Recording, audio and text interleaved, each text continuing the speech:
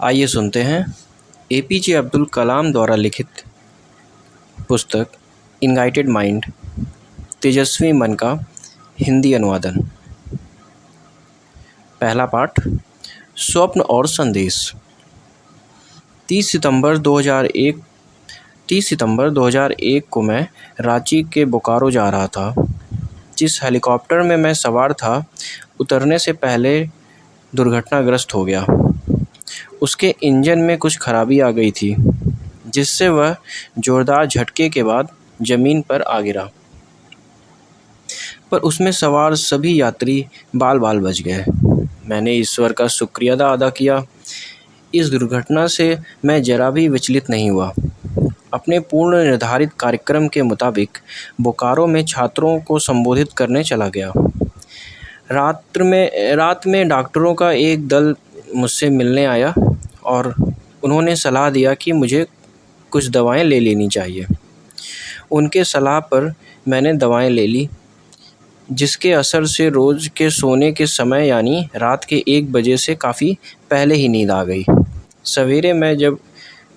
सवेरे मैं हर रोज़ सुबह 8 बजे उठ सका।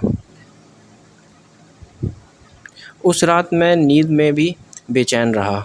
जागते सोने के बीच विचारों की एक रेलगाड़ी सी रात भर चलती रही। ईश्वर की सबसे सुंदर कृति अर्थात मानव जाति हिंसा में इस हद तक विभाजित क्यों है? उस रात मैंने अपनी कल्पना में ऐसे 5 लोगों को आपस में बातचीत करते सुना, जो मानव की बेहतरीन विशेषताओं का प्रतिनिधित्व करते हैं और उनका मैं काफ़ी सम्मान करता हूँ। उनकी बातचीत से मैंने अपने प्रश्न का जवाब तलाशना चाहा। इस अनुभव में, जो दरअसल किसी सपने से ही कहीं ज़्यादा तीव्र अनुभूति मिली थी, लेकिन बेहतर शब्द न मिलने की वजह से इसे मैं स्वप्न ही कहूँगा।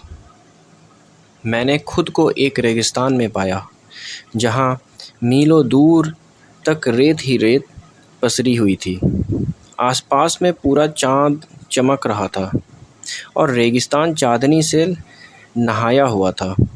5 आदमी, महात्मा गांधी, अल्बर्ट आइंस्टीन, सम्राट अशोक, अब्राहम लिंकन तथा खलीफा उमर एक घेरा बनाकर बैठे थे।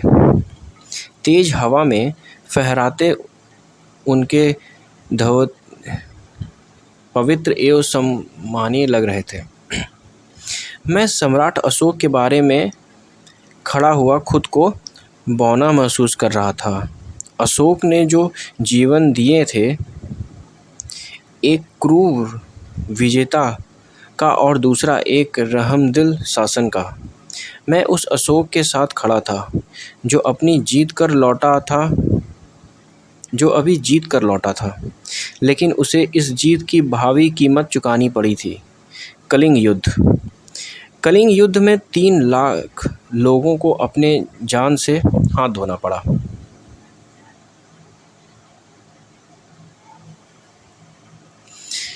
कलिंग युद्ध में 3 लाख लोगों को अपने जान से हाथ धोना पड़ा था और लगभग इतने ही घायल हुए थे। मैंने देखा कि सभी लोग अशोक को देख रहे थे, जो घुटनों के बल और अपना कवच तथा ताज उतार चुके थे। उनके पीले पड़े चेहरे पर मौत की परछाई साफ दिखाई रही थी। उन्होंने आसमान की ओर देखा। उन्होंने चमकते शीतल चंद्रमा को निराहा, धरती माँ पर बरसती ईश्वरीय कृपा को देखा। फिर उन्होंने उस भयानक दृश्य को देखा जिसे उन्होंने रचा था। उसमें हर तरफ रक्त ही रक्त बह रहा था। सौंदर्य और दहशत के उस क्षण में उगली चांदनी और ज़मीन पर बिखरे दुख दर्द से भरे क्षण में, जबकि स्वयं प्रकृति उनके खिलाफ बोलती प्रतीत हो रही थी, जो उनका किया धरा था। अहिंसा धर्म का जन्म हुआ।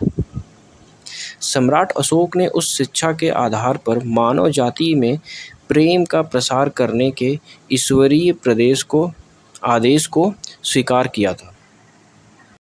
के जैसी अन्य कई हुतात्माओं की भी। क्या सर्वशक्तिमान ईश्वर से अपनी कृति में कोई चूक हो गई है? क्या उनके सर्जन के लिए मानव जाति का विनाश अवश्यंभावी है?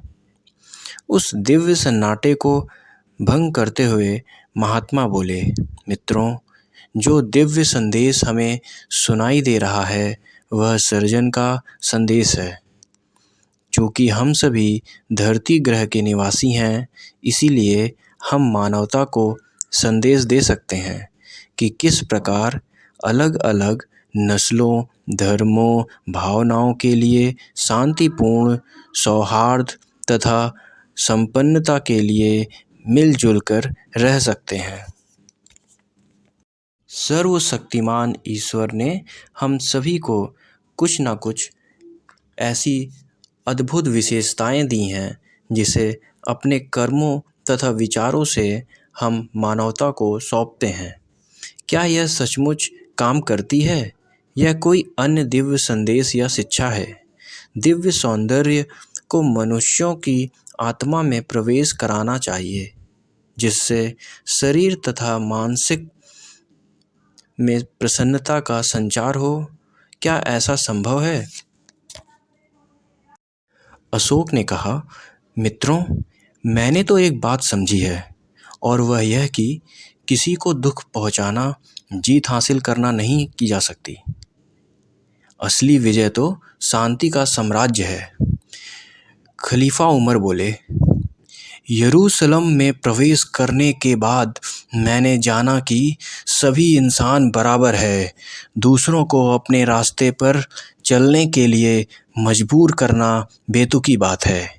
आपको सिर्फ वही मिलेगा जो आपके भाग्य में लिखा है। ईश्वर की एकमात्र सत्ता है। खलीफा उमर ने खुद की हैसियत को कभी उन खास अधिकारियों के आईने में नहीं देखा जो उन्हें प्राप्त थे। उनके लिए तो शासन चलाना पवित्र भरोसे की तरह था, और उन्होंने भरपूर कोशिश की कि यह भरोसा किसी भी तरह से टूटे नहीं। अब आइंस्टीन की बारी थी। आइंस्टीन ने कहा, मैं अपने दोस्तों को वर्नर हाइजेनबर्ग के विचार दोहराना चाहूँगा। आप जानते ही हैं कि पश्चिम में हमने एक विशाल समुद्री जहाज का निर्माण किया है। उसमें हर तरह की सुख सुविधाएं हैं, लेकिन एक चीज़ नदारद है। उसमें कोई दिशा सूचक नहीं है जो उसे बता सके कि किस दिशा की तरफ बढ़ना है। टैगोर तथा गांधी और उनके आध्यात्मिक पूर्वजों को यह दिशा सूचक मिल गया था। इस यंत्र को मानव रूपी जहाज में क्यों नहीं रखा जा सकता, जिससे कि दोनों की मकसद पूरे हो सकें। इस पर महान अमेरिकी नेता अब्राहम लिंकन, जिन्होंने गुलामी प्रथा के खिलाफ संघर्ष छेड़ा था और जिनकी जीवन कई मायनों में महात्मा के ही समान था, बोले, मैं सिर्फ एक बात कहना चाहूँगा। प्रसन्नता एक परिवार के विभिन्न स्तरों के संबंध होने से मिलती है। ईश्वरीय कृपा से भी मानव जीवन को आनंद ही प्राप्त होती है। धरती पर ईश्वरीय जीवन के दो तत्व प्रसन्नता तथा आनंद है। शायद लोगों और राष्ट्रों के बीच इतना संघर्ष इस प्रकार से है कि समृद्धि बटोरने की अपनी चाह के चलते हमने इन दो तथ्यों को बिसरा दिया है। हमें खुद से यह जरूर पूछना चाहिए कि मानव चेतना की क्या भूमिका है। क्या राजनीतिक सोच, वैज्ञानिक तथा धर्मशास्त्री सोच में उसकी कोई भूमिका है? क्या जीवन व्यापार में आध्यात्मिकता की स्वीकारता है? महात्मा ने ऋषि अष्टावक्र को याद किया। उन्होंने कहा कि हे मेरे पुत्र, तुम स्वयं वह चेतना हो जिसके भीतर से यह ब्रह्मांड की रचना हुई है और जो तुमसे अलग नहीं है। तो फिर किसी के भी स्वीकार्य या अस्वीकार्य होने का प्रश्न ही नहीं उठता। आइए शोषण और संघर्ष को त्याग शक्ति तथा समृद्धि को जीवन कर्म का अंग बनाएं। इस ग्रह के लिए यही हमारा संदेश है। हम जो कुछ भी करें, जो भी सिद्धार्थ प्रतिपादित करें, वह मानवता की भलाई के लिए ही होना चाहिए। अगली सुबह मैं चाय पीते हुए इस विचित्र स्वप्न के बारे में सोचता रहा। क्या होता अगर हेलीकॉप्टर कुछ अधिक ऊंचाई पर नियंत्रण खो देता? मेरी इस दुर्घटना में कुछ घंटे पहले ही एक महत्वपूर्ण नेता तथा कुछ प्रतिभाशान पत्रकारों को ले जा रहा हवाई जहाज़ दुर्घटनाग्रस्त हो गया था और वे सभी लोग मारे गए थे। मैं भाग्यशाली था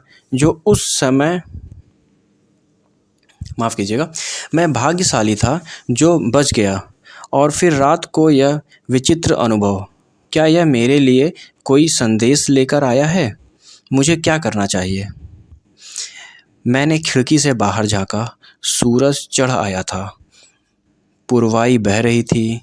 मैं हमेशा ही कृति के नज़दीक रहा हूँ और उसे हमेशा एक दोस्त की तरह पाया है, जो बगैर किसी संकोच के बस देना ही जानती है। आम के उस पेड़ की तरह जिस पर लोग पत्थर फेंकते हैं, उसकी शाखाओं को तोड़ डालते हैं, मगर उसके बावजूद वह थके हारे मुसाफिरों को छांव और भूखों को फल देता है।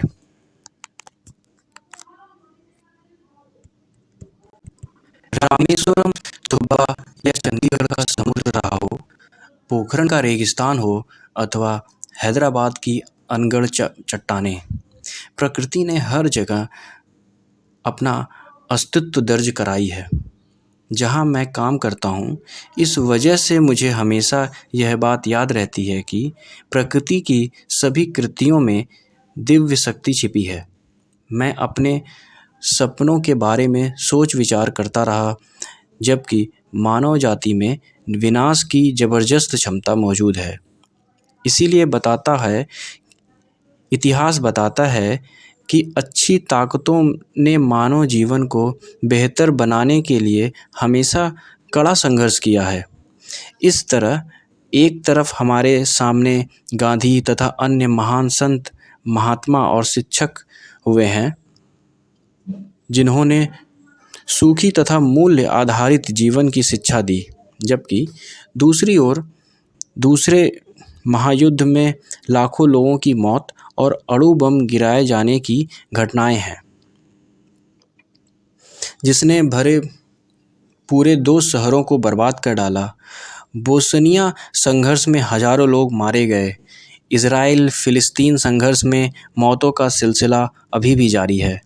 और 11 सितंबर 2001 को तो आतंकवादियों ने न्यूयॉर्क स्थित वर्ल्ड ट्रेड सेंटर पर अभूतपूर्व ढंग से हमला कर कहर भरपा डाला। अपने देश में भोपाल गैस त्रासदी को ही ले लीजिए, जिसमें एक बहुराष्ट्रीय कंपनी की लापरवाही के चलते 30,000 लोग मारे गए और कश्मीर घाटी में जारी हिंसा में हजारों लोग मौत की नींद सुलाए जा चुके हैं। 13 दिसंबर 2001 को जब भारत के नेता संसद में भीतर थे, तो आतंकवादियों ने पूरे देश को हिलाकर रख देने का दुस्साहस कर डाला। यह सब कहाँ जाकर रुकेगा? यह हमारी नीतियाँ में अपने ही हाथों अपना विनाश करना लिखा है? नहीं, हमें इस सब का स्थानीय समाधान खोजना ही होगा। मुझे जीवन वृक्ष नामक अपनी वह कविता याद आ रही है जो मैंने कुछ वर्ष पहले लिखी थी। तुम मानव जाति मेरी श्रेष्ठ कृति, तुम जियो जियो और जियो, तुम दो दो और देते रहो, तब तक जब तक तुम बंध ना जाओ एक डोर में, खुशी और गम की डोर में। प्रेम अविरल है, प्रेम ही है मानवता का अभियान, तुमसे जिससे तुम हर रोज देखो जीवन वृक्ष में। तुम सीखो और सीखो, तुम मानव जाति मेरी श्रेष्ठ कृति। अपने स्वप्न में जिन 5 महापुरुषों को मैंने देखा था, वे अलग अलग काल में हुए थे। आधुनिक संसार में ऐसे इंसान बहुत कम ही होंगे जो इन विशेषताओं का प्रतिनिधित्व करते हैं, जो मस्तिष्क की प्रकृति को समझने में पैदा होती है। एक बार एक बच्चे ने मुझसे पूछा कि क्या मैं महाभारत को पढ़ता हूँ, और अगर हाँ तो उसका कौन सा चरित्र मुझे सबसे प्रिय है। उस महाकाव्य में बहुपक्षीय चरित्र मानव स्वभाव के लिए सभी पहलुओं, अच्छे तथा बुरे दोनों को बखूबी दर्शाते हैं। मैंने उस बच्चे को बताया कि मैं महात्मा विदुर के चरित्र से खासा प्रभावित हुआ, जिन्होंने सत्ता की गलत हरकतों के खिलाफ आवाज़ उठाई और जिनमें अधर्म की ज्यादतियों के विरुद्ध उस स्थिति में भी मोर्चा खोलने का साहस था जब बाकी सभी ने हथियार डाल दिए थे। आज हमारे नेताओं में से ऐसे एक भी विदुर को ढूंढ पाना कठिन है। इतने ज्ञानी मनुष्य होने की कल्पना भी कर पाना मुश्किल है, और उस ज्ञान की दिशा को प्राप्त होने को लक्ष्य बनाना तो इससे भी ज़्यादा दूर है। वर्तमान में सार्वजनिक जीवन का स्तर तो और भी निरुत्साहित करता है। बातचीत की छिछलता स्तर और अहंकार, लालच, ईर्ष्या, नफरत, क्रूरता, लोभ, भय, चिंता तथा अशांति भी यही भाव जगाती है। मैंने अपने भीतर एक नई संकल्प शक्ति की सुबह होती महसूस की। एक महत्वपूर्ण फैसला लेते हुए मैंने तय किया कि मैं भारत की सच्ची तस्वीर को यहाँ के बच्चों में तलाशूंगा। निर्णय के उस क्षण मैं मेरा अपना कार्य और स्वयं मैं मानो पृष्ठभूमि में चले गए। मेरा वैज्ञानिक करियर, मेरी टीम, मेरे पुरस्कार सब के सब गौण हो गए। मैंने उस शाश्वत मेधा का अंश बनाने की ठानी जो स्वयं भारत है। मैंने हंसते चहकते बच्चों के साथ मेलजोल बढ़ाकर स्वयं से पार जाकर अपने भीतर को खोज पाने की, अर्थात अपने ही भीतर मौजूद स्वयं के उच्च धरातल को तलाश लेने की उम्मीद जगाने की सोच ली। कहा जाता है कि उस व्यक्ति अपने जीवन काल में अलग अलग चरणों से गुजरता है।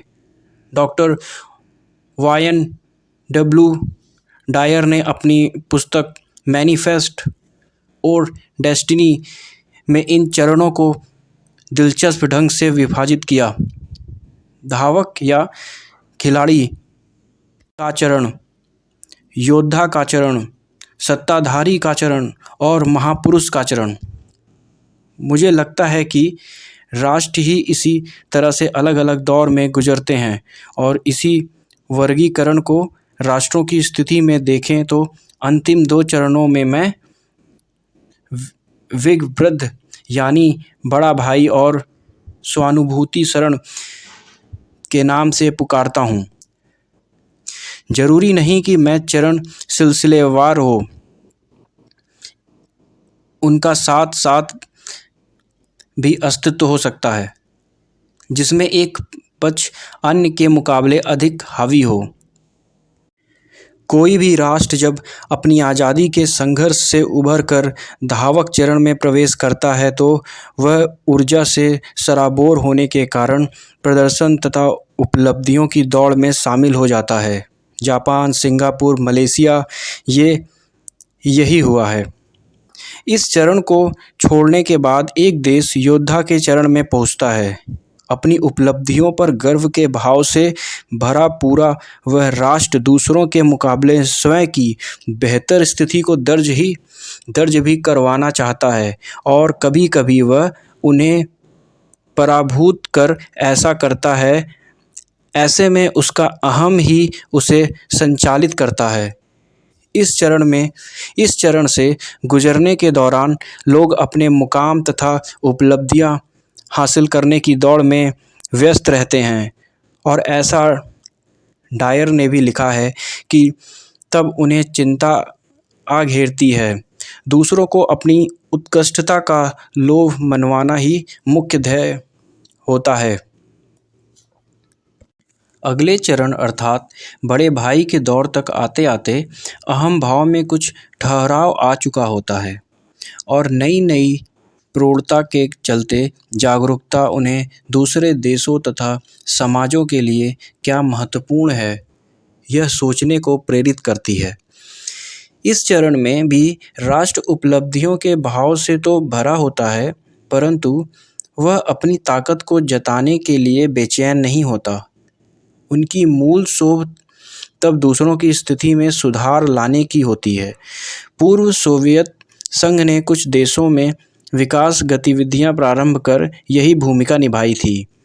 जिस तरह किसी व्यक्ति के लिए योद्धा के चरण से निकलकर बड़े भाई की भूमिका ओढ़ना कठिन काम है, उसी तरह राष्ट्रों के लिए भी यह दौर लाभकारी होने के साथ साथ कठिन भी हो जाता है।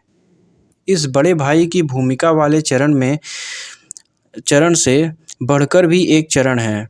उसमें पहुंचकर ही कोई राष्ट्र अपना वास्तविक सार तलाश पाता है। यहाँ तभी पहुँचा जा सकता है जब किसी राष्ट्र को यह समझ आ जाती है कि यह धरती किसी एक देश की बपौती नहीं बल्कि सभी की है और जब उसके नागरिक अन्य इंसानों के प्रति अपने दायित्वों को बखूबी समझ लेते हैं। इसे स्वानुभूति का चरण कहा जा सकता है और भारत के पास इसे प्राप्त करने की क्षमता निश्चित रूप से हो सकती है। लगभग 43 वर्षों ने अपने कार्यकाल में मैंने कई स्थानों को अपनी कर्म भूमि बनाया है। परिवर्तन महत्वपूर्ण है, इससे नए विचार आते हैं। ये नए विचार ही कुछ नया सर्जनात्मक कार्य करवाते हैं। 15 अगस्त 2001 को मैंने फिर से बदलाव करने का फैसला किया। मैंने प्रधानमंत्री अटल बिहारी वाजपेयी को अपने इरादे से अवगत कराया। मैं इससे पहले भी कुछ मौक़ों पर मुझे कार्यमुक्त कर देने की बात कही थी, लेकिन तब उन्होंने मुझे सलाह दी कि मैं अपना काम जारी रखूं और उनकी बात रखी भी गई। रॉकेट क्षेत्र में बीता मेरा पूरा जीवन जैसे विभिन्न चरणों में बट गया। हर चरण को रॉकेट के कुछ आगे ले जाकर उसके प्रक्षेपण पथ में डालने के बाद अलग कर दिया जाता है। मैंने सन 1963 से 82 के दौर भारतीय अंतरिक्ष अनुसंधान संगठन में काम किया। सन 1980 में भारत ने अपने पहले उपग्रह प्रक्षेपण यान को प्रक्षेपित किया, जिसके रोहिणी उपग्रह को उसकी कक्षा में भेजा और इस तरह हमारा देश विशिष्ट अंतरिक्ष क्लब का सदस्य बन गया। मैंने SLV-3 अभियान के परियोजना निर्देशक के तौर पर टीम का नेतृत्व किया था। हमारे इस प्रयास में सफलता ने देश को उपग्रह प्रक्षेपण यान प्रौद्योगिकी तथा नियंत्रण, मार्गदर्शक, प्रोफल्स और एरोडायनेमिक्स में विशेषता दिलाने के साथ साथ विभिन्न रॉकेट प्रणालियों का डिज़ाइन तैयार करना भी सिखा दिया। इस सबसे बढ़कर इस परियोजना ने संगठन को अलग अलग संस्थाओं जैसे अनुसंधान तथा विकास प्रयोगशालाओं, उद्योगों और शैक्षिक संस्थाओं से प्राप्त सहयोग के आधार पर डिज़ाइन, विकास और प्रबंधन प्रणालियों से बेहतर क्षमताएं विकसित की। साथ ही एक कार्यक्रम में प्रौद्योगिकी और प्रबंधन के क्षेत्र में नेतृत्व भी किया था। इस परियोजना से जुड़े कई लोग आज विभिन्न अंतरिक्ष और रक्षा कार्यक्रमों में महत्वपूर्ण भूमिका के कार्यरत हैं। यह सतीश धवन, डॉक्टर वहम प्रकाश, यह मेरे लिए सीखने तथा ज्ञान बटोरने का समय था। दूसरे चरण की शुरुआत सन 1982 में रक्षा अनुसंधान और विकास संगठन से मानी जा सकती है। यहाँ भी प्रक्षेपण प्रौद्योगिकी, नियंत्रण व्यवस्था तथा परमाणु प्रसार संधि जैसे उपकरणों के जरिए प्रौद्योगिकी की मनाही की पृष्ठभूमि में टीम भावना ही प्रमुख थी। मुझे ऐसे कई दलों और प्रयोगशालाओं में काम करने का अवसर मिला जहां अपने सामाजिक दृष्टि से महत्वपूर्ण प्रक्षेपास्त्रों के डिज़ाइन, विकास, उत्पादन और प्रचालन को महत्वपूर्ण अंजाम दिया। इस प्रकार के सामाजिक रूप से महत्वपूर्ण प्रक्षेपास्त्र भारत को किसी भी देश से नहीं मिल सकते, भले ही इसके साथ हमारे कितने भी दोस्ताना संबंध क्यों ना हो। इसी अवधि में उत्कृष्ट क्षमताओं से युक्त 3 नई प्रयोगशालाएं तैयार हुई, जिनमें से एक हैदराबाद स्थित अनुसंधान केंद्र इमारत, दूसरी मुख्य भूमि तथा तीसरी एओ द्वीप पर जो बंगाल की खाड़ी के तट पर स्थित है।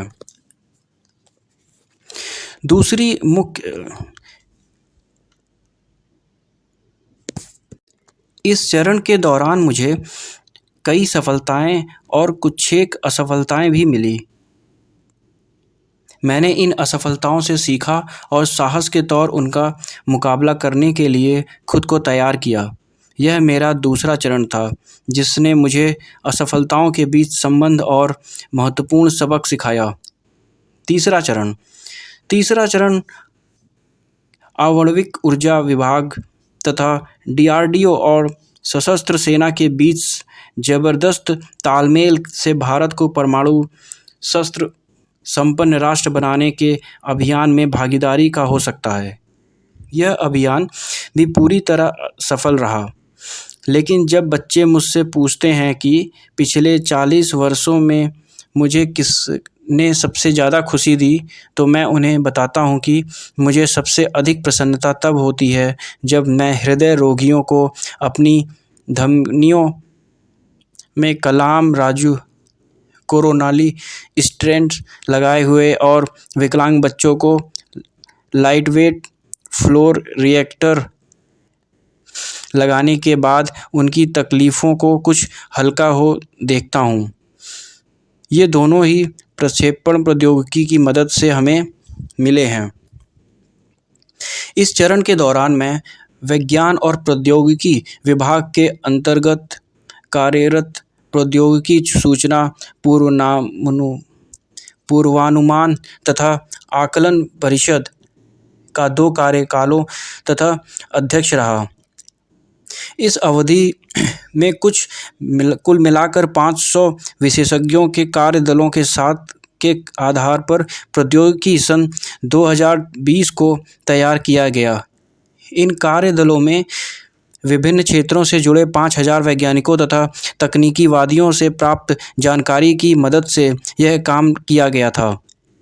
बाद में प्रौद्योगिकी विजन दस्तावेज तथा राष्ट्रीय सुरक्षा के पहलुओं को मिलाकर भारत सहस्त्रवादी मिशन